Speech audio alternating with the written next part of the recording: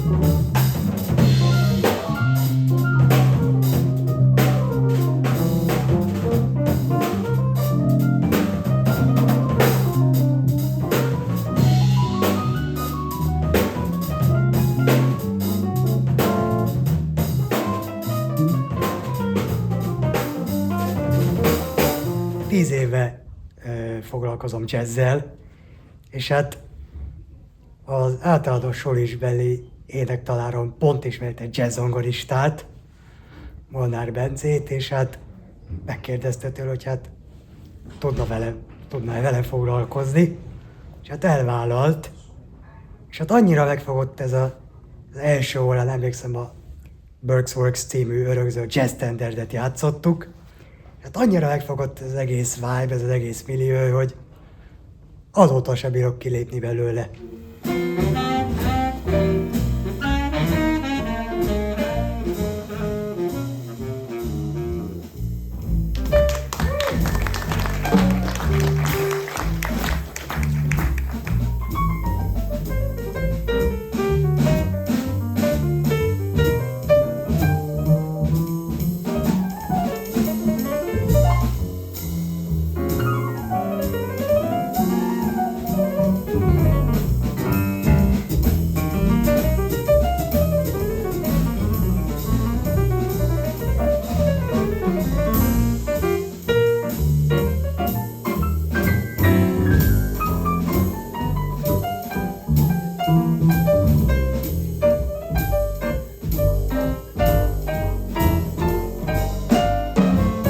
Kezdeném a nehézzel.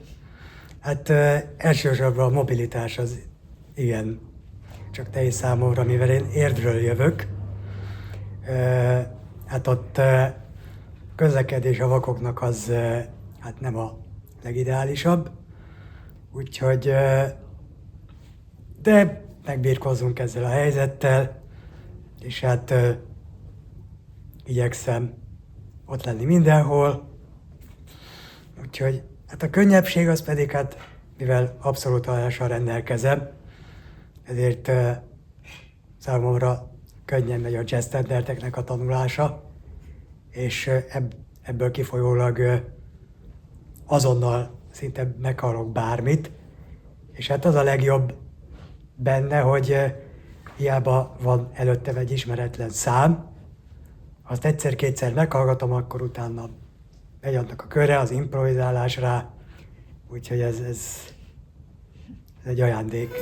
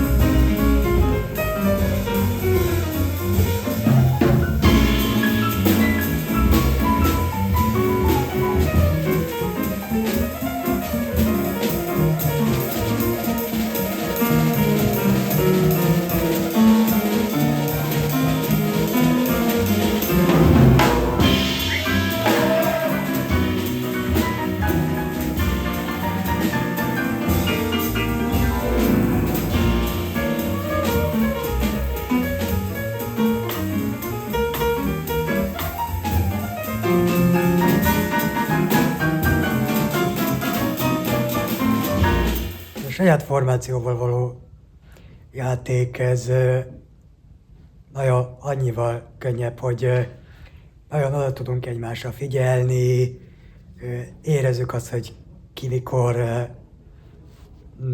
kinek mikor van az a csúcspont az szólójában, amire mindannyian tudunk reagálni. És hát a másokkal való játékmódon egy kicsit többet kell figyelni, de ez nagyon jó, mivel egyrészt kihívást is jelent, hogy megismerjük annak az embernek a személyiségét a szólóján keresztül, hogy ő számára mikor van az a csúcspont idézőjelben, amikor tudunk reagálni, és ez egy izgalmas dolog.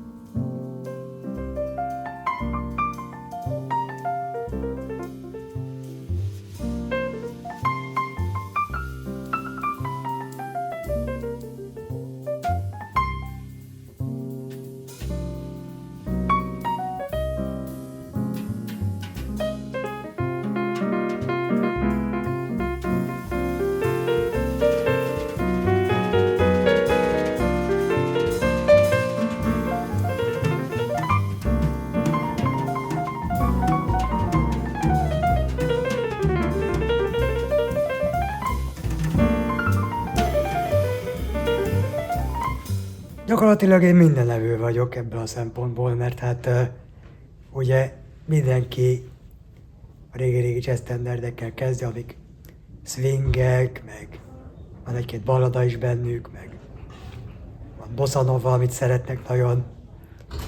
Úgyhogy én mindenre kapható vagyok igazából.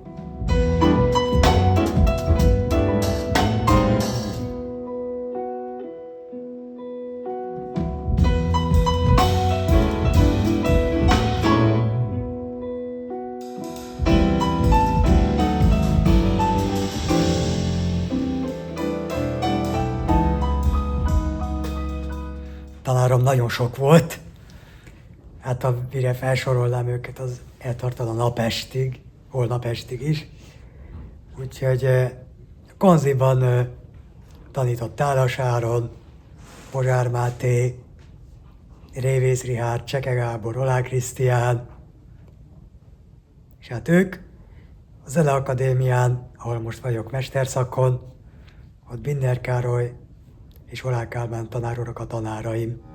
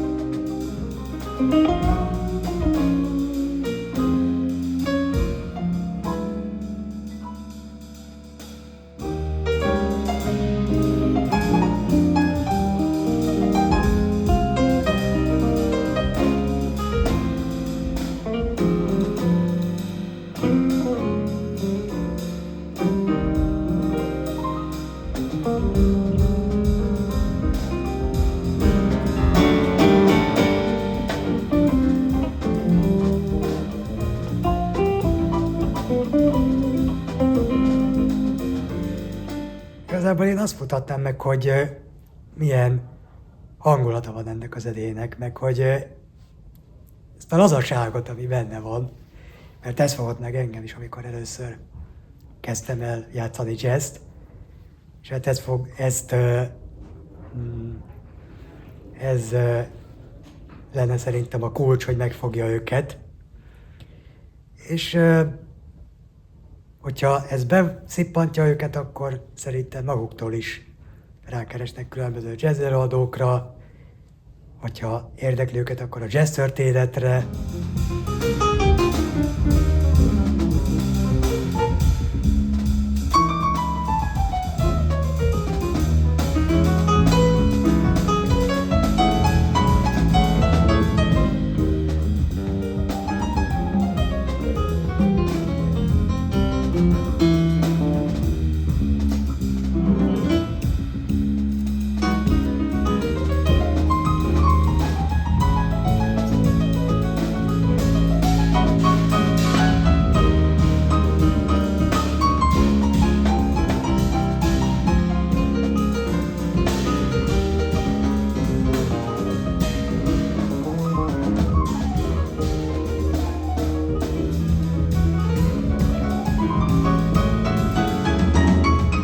Számot játszok a saját zenekarommal, és még tervezek írni, tehát nem áll meg a folyamat.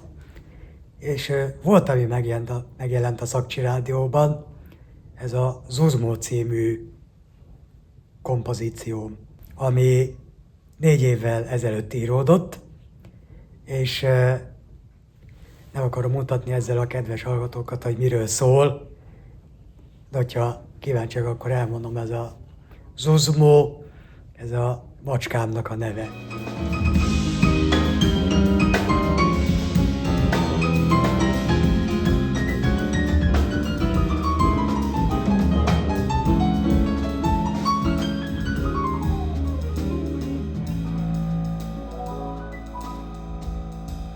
A legutóbbi számomnál, a Délután a kertben című szerzeményemnél ott nekiültem megírni, és hát a többinél, tehát a skandináv utaknál is az úgy jött, az Zuzmó is jött, és a Csili is.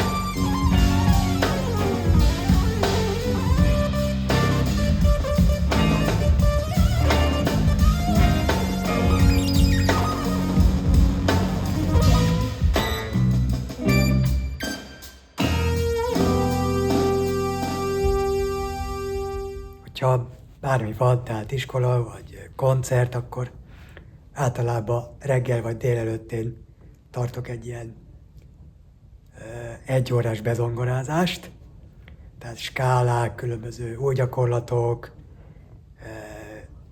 stb. És hát utána meg improvizálok, vagy fél órán keresztül, vagy 1,5 órán keresztül. Volt már ilyen is. És akkor ez gyakorlatilag a napi feladat nagy része megvan, és aztán úgy érzem, hogy már friss a szoftver úgymond, és nekiületek máskor is gyakorolni napközben, tehát azon nem stresszelek, hogy most nem játszottam be magam, milyen lesz az adott szám, hogyha nem játszom be magam, stb. És hogyha koncert van, akkor arra rákészülök.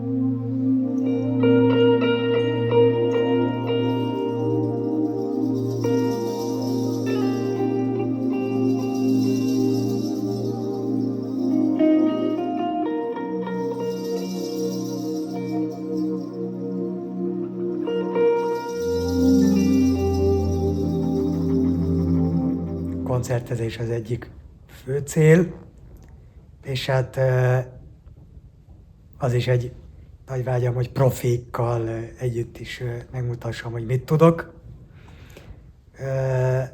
Aztán lemezkészítés, az is egy nagy álom, meg hát hogyha lesz montreux-i jazz-zongorista verseny, akkor arra is jelentkeznék szívesen.